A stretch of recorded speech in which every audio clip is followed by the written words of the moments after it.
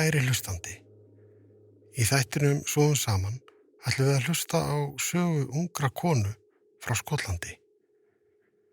Hún heiti Josie Anne og er í góðu formi, en þrátt fyrir það, þá hrýtur hún og hefur gert nánast alla ævi. Josie Anne ætlar að fá að tala ensku. Gjörðu svo vel.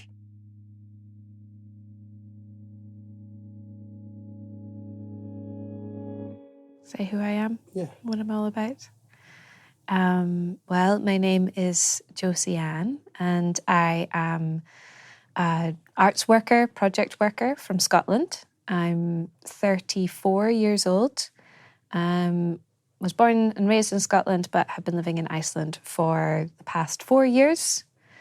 And yeah, I have been a snorer for many years of my life, since I was in maybe my early teens, I think it started. I've been living with that and the implications of that basically since then.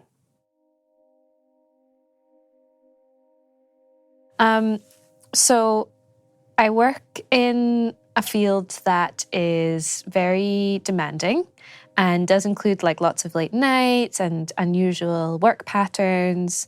And so I was always very good at this. I could sleep whenever I needed to sleep. And I was also fine with being awake almost all the time. I could pull all-nighters at work. I could do festival work where, you know, there was very limited time to rest. And I never felt like I needed a lot of sleep. And I kind of realized now that's because I had sleep apnea and I was never sleeping very well anyway. So my body had become very accustomed to surviving off of little amounts of sleep. But when I was in my early 20s and I just started out in my career, it felt like I was just kind of someone who didn't need rest.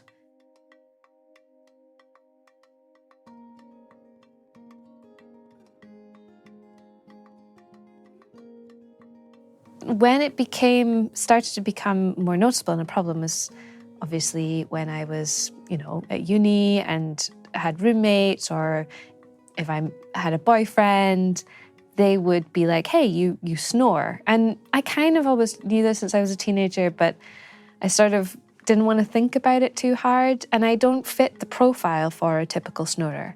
So I'm a woman, I'm still relatively young. I was young when I started snoring. My BMI is average, is normal. I'm of a kind of healthy weight. I'm fairly active. I don't particularly have a sport or a hobby in that area, but I walk a lot. I have a busy lifestyle. I eat fairly well. So yeah, so I just kind of tried to ignore the fact that I was a snorer. And even when it come to, you know, when I wasn't busy with work, when I was going to bed, sleeping, I fall asleep on my front. I'm kind of side front sleeper. I don't sleep with my mouth open very often. And I snore even though my mouth is closed. So all of these things, I knew as I got older, I knew that I was going towards the realization that I had sleep apnea. And I was having, partners tell me that not only was I snoring, but sometimes I was stopping breathing, I was choking in my sleep. Sometimes I'd wake myself up coughing. So all of the signs were there. But it was a long time before I wanted to face up to the reality of that and what that meant for my health and the implications for my lifestyle going forward.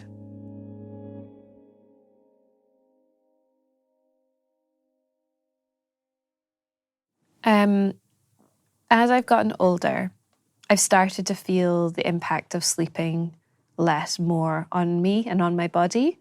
It has gone from something that I didn't feel affected me too much in my teens and early 20s to something that has a big impact on my mood and cognitive abilities in work and in socializing. If I have slept badly and I try and see friends the next day, I find myself struggling to keep up with the conversation. I just feel groggy. And that's all the more frustrating for when I make an effort, try to go to bed earlier and get more rest, and then wake up and have a headache or a sore throat, and I know that I haven't actually slept.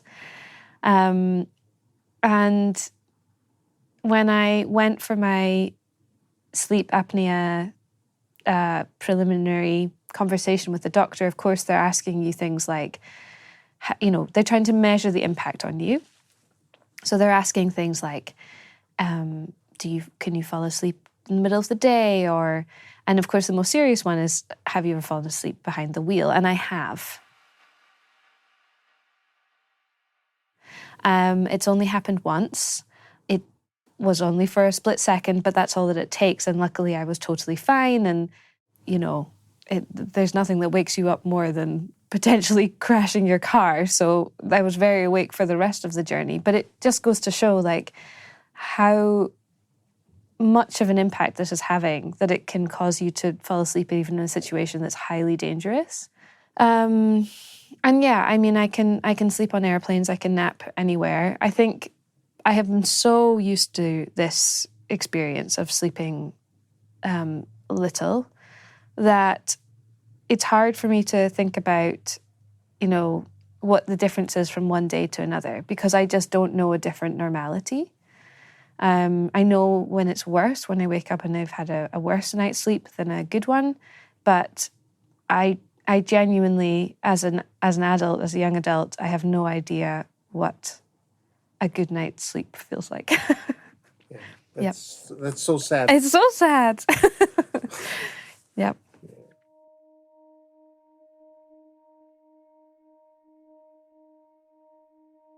I got my diagnosis done here in Iceland. The process for me was I went to my normal doctor, went to the heilsugæsla, and told them that I suspected that I had sleep apnea or was snoring, and had to do a questionnaire there to sort of see if I was in the target risk group. And again, I kind of got a little bit of because of how, that I'm a woman and I don't look like a typical snorer. So there was okay. And it was when I said that I'd fallen asleep behind the wheel that everything sort of shifted, because obviously I'm not just putting my own life and well-being at risk there, I'm endangering others potentially. So at that point it was okay, this is serious. So they sort of escalated it for me to take a test at home. And this involved picking up a funny kit from the doctors, which was going to measure all kinds of things, my breathing, obviously, but also my heart rate and blood pressure and all of this stuff. So it was a funny thing to sort of strap myself up with all of these things, tubes up my nose. I thought it was going to be very difficult to sleep with all of the equipment on, actually, but it was kind of fine. And I went home with that and had a fairly average night's sleep, it felt like to me. Took all of the equipment back, filled in another questionnaire, and then waited. And I think I did this test in November of the year that I was diagnosed. So I think that was November 2022. And I heard nothing for a very long time. And it was at the point where I kept thinking in the back of my mind, it was one of those things endlessly on the to-do list, I must chase this up, what's happened? And of course, in Iceland, you're paying for these things as well. So I thought maybe I'm gonna have to pay again to have it redone. They've probably lost my results. This was months. And then I think it was the summer. I remember it was the summer, maybe even August 2023. I got a phone call. And it was a doctor, and it wasn't even, going in and seeing anyone. But luckily, because of course they also have your BMI and your age and weight and everything, he had kind of worked out, this doctor, that, how this was working for me. And, but it is interesting to have this conversation with someone who can't see you sitting in front of them. So, he said that I did have sleep apnea, and the category goes from mild, moderate, and severe. And I had moderate, but considering my age and weight and so on, it was very unusual and, not something that they were expecting. And his suspicion, with me not in front of him with this information, that it was some kind of blockage or something like that, something that he thought could be fixed with an operation, potentially. So his next step was to tell me to go to an ear, nose and throat doctor to have that checked, which I did. It was quite a while later before I managed to get around to that. So I think it was, let's say that this was August 2023. I went in January 2024. I was booked to go earlier. There's quite long waiting lists, and I ended up with the flu and had to cancel that appointment. So the next one available was January of the following year. So now over a year since I take the initial test. I go to the ear, nose and throat doctor. Very funny guy, really nice, about my age. And he was checking kind of how, obviously all of these passages in between your mouth and your ears and all of these things, how that might be affecting my snoring. So he put a little camera tube down my throat, was looking at various things, was making me doing various stuff, and then kind of got to the end of that part of the assessment and took everything out again and sat me down. And I don't know, are we allowed to swear on the podcast? I'll keep it not swearing. So he pulled all the cameras up and sat me down and was basically like in a finer way of putting it was like, yeah, you're gubbed. You're not. This is very broken.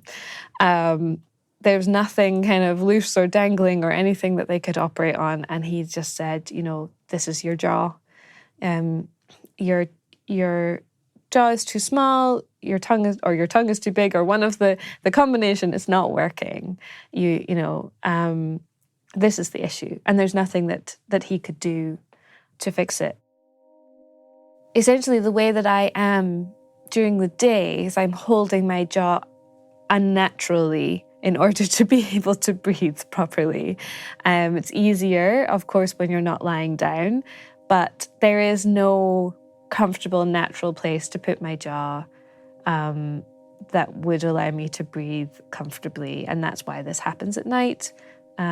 So my tongue falls back. There's no room for it. There's no other place for it to go, basically. So all of the things like, mouth tape or things like that wouldn't work for me. It's not that issue. I snore with my mouth closed. And when, to go back a couple of steps, when I was talking with this doctor, this sleep specialist over the phone, I did say to him, he was talking me through, he said he thought that this was an operation thing and to go and see this ear, nose and throat doctor. And he said, and if that doesn't work, it's probably a CPAP machine. And I was like, yeah, okay. I mean, to be real, if it's a CPAP machine, I'm probably just not going to do it. That's not really for me. I'm in my early 30s, I'm not going to do that. And he was just very, he wasn't dramatic about it. And he was like, oh no, this is killing you. You will have a heart attack in your 50s if you continue to put this amount of pressure on your lungs and your heart. This is damaging your body. So that was sobering to hear. But also it did help me kind of finally realize that I had to take this quite seriously. So after the ear, nose and throat doctor, the next sort of step is to now I need to go and get a mouth guard made by a dentist. This has been kind of complicated by the fact that I'm trying to sort of figure out orthodontic treatment around this, and I want to make sure that I'm doing it in the right order because all of this is very expensive as well. And I don't know for sure what caused this issue with me. It could have just been random. It could have been genetic. But my suspicion is that I had quite a lot of orthodontic treatment done in my teens. I think I probably always had a smaller jaw. But from what I understand from the reading that I've managed to do and the conversations I've had with orthodontists and dentists and doctors and so on, is that there was a kind of school of thought and movement around dentistry where they were really trying to get every child to have perfect teeth, and everyone had braces, and the way that they were kind of achieving this was removing teeth that they thought were going to mess things up. So I had 4 teeth removed in my early teens and braces on for 3 years, and that straightened things up, certainly at first. And then it very quickly, as soon as I had the braces off, I have very crooked teeth on my bottom jaw. And what I have learned, basically, is that there is now a new school of thought that it is the teeth that are there that causes the jaw to grow, that the jaw needs the pressure from the teeth to expand it. And without that, it won't actually grow into the shape that it needs to be. So maybe I would have always had a slightly smaller jaw. Maybe I would have always had this issue to a certain extent. But I think that having those teeth removed meant that my jaw didn't grow at all the way it was meant to. And I have a severe underbite, and there's just not space in my mouth for my tongue. Now, there are some people who have this so severely that they have to have their jaw broken and like kind of stretched and expanded in order to treat this properly. That is a very painful, complicated, expensive, miserable route that I hope I don't have to go down, and I probably don't have the option to. But there is a lot of frustration and sadness that this has happened to me, and I do really feel, just on an aesthetic level, I don't like the way that my teeth look, and I want to have that fixed in some way. So I'm looking at trying to combine the orthodontic treatment with also getting an appropriate kind of longer term mouth guard made that will help move my jaw forward when I'm sleeping. But in the interim, what we're going to try is one of these self-moldable mouth guards to see if that will make an impact on my sleep. And yeah, I would be delighted if that was something that would bring me more rest and better health and well-being.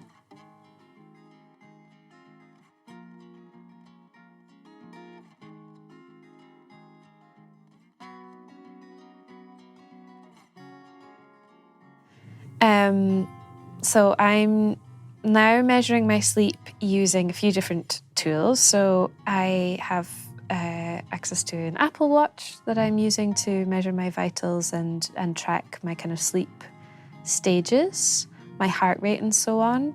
And I'm also using an app called Snore Lab, which is free, but there is a paid version, which I'm trying out as well. And this, essentially, it's got a recording that it does of your sleep, and it tracks how loudly you're snoring.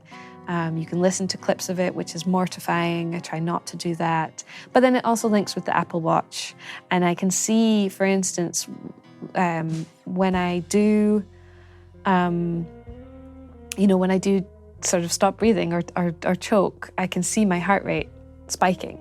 So I am seeing the actual effect it's having on my body. And it is strange to listen to because, sometimes I remember waking up from snoring or from choking, or just like kind of I'm aware of the fact I've woken up from some kind of disturbance. But often I also don't. And it's very strange to listen to yourself having this difficult time to breathe, which is so fundamentally human. And it's quite uncomfortable, I have to say. I feel like it feels like it's happening to a different person who I want to reach out and comfort somehow. It's quite hard to to kind of come to terms with the fact that like something that should be, you know, like they say, as easy as breathing isn't easy for me. And yeah, I've just found myself having a more emotional response to it than I thought I would. I'm really lucky that I have a partner who he's a very heavy sleeper. So at the moment, that's not a problem. And it was in previous relationships, it's been a really big issue and it's been an embarrassing one. It's a really hard thing as a young woman meeting people and trying to, like, when do you raise that in a conversation? Like, hey, I really like you. Do you have earplugs? And, you know, luckily myself and my previous partners have found humor in it, but there is a point where, yeah, it stops being funny and it starts to affect you, and it can affect your partner very much as well, and their health and well-being. So it's something that I really wish that more people took seriously.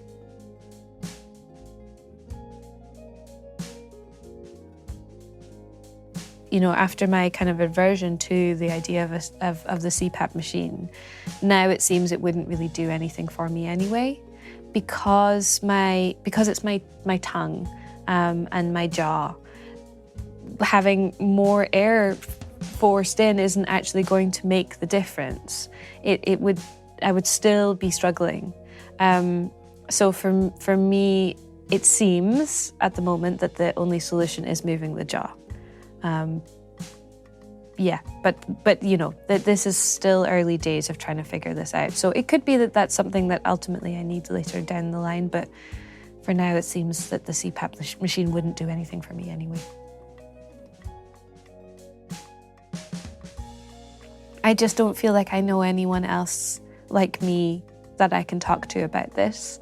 And I think there's, like I said, it really took until I said that I fell asleep behind the wheel before a doctor really cared about me saying that I was having this experience. So I think part of the reason I want to talk about it is because I think that it can affect any of us, and I wish that I'd sought help for it sooner.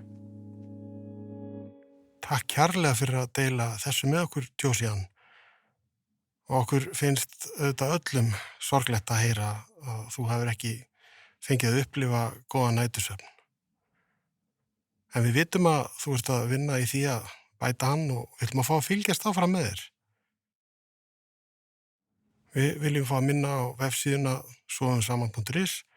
Svo erum við líka á Facebook, YouTube, Spotify og fleiri stöðum. Hljóðmynd þáttarins var í höndum Davíðs Pedersen. Þessi þáttur var unnin í Hlemmurhaus. Takk fyrir að hlusta.